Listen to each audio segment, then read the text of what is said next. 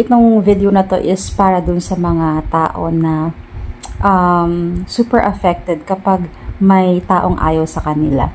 Kung na-experience mo to, it's okay. It's okay na may mga taong hindi ka gusto. Alam nyo kung bakit? Kasi if favored ka ni God, tapos meron kang divine purpose, gagawa si God ng paraan. Ilalapit ni God sa'yo yung mga kailangan mo. Mapabagay man yan, mapalugar, or mapatao man yan. So, ibig sabihin, kahit super bait mo na dun sa tao, and wala ka namang ginagawang masama sa kanya, pero ayaw ka pa din niya, ibig sabihin wala siyang purpose sa buhay mo. Ito sa Exodus 11:2-3.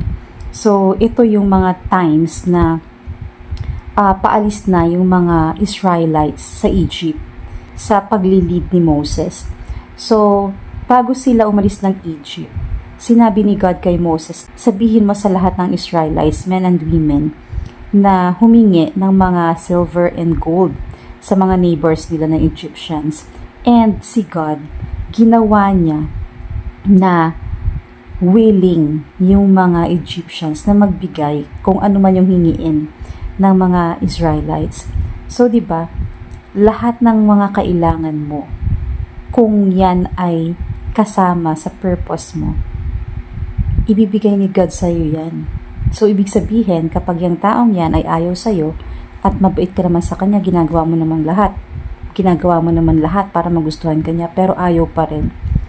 Hindi siya kasali sa buhay mo. Hindi siya important. Wala siyang important part sa buhay mo. So, it's okay. Alam nyo, ang dapat nyo lang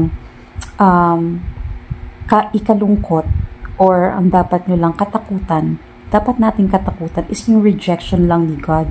Bakit? First is, si God lang makakapagbigay ng perfect judgment. Kasi ikaw, for example, kahit mapa-work man yan or school, tapos nare-reject ka ng mga classmates mo, friends mo, or ng teacher mo, or ng boss mo, it's okay kasi hindi nila alam kung gaano ka nag-work para sa assignment na yan, and kung ano yung intentions mo, and ano pa yung mga natatago mong galing. So, hindi nila alam yan. Ang nakikita lang nila is partial about you.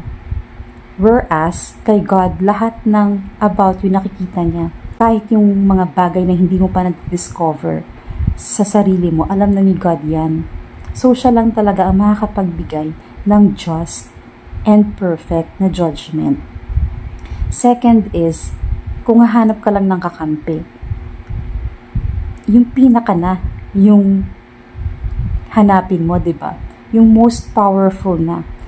Kasi, kung gusto mo lang maging kakampi, yung pinakamayaman mong classmate, pinakamayaman mong friend, maghihirap yan, pwede yung maghirap, pwedeng magdamot sa'yo. Diba? Yung teacher mo, pwedeng mag-resign yan. Mag-retire. Yung boss mo, pwede yang ma-demote. Diba?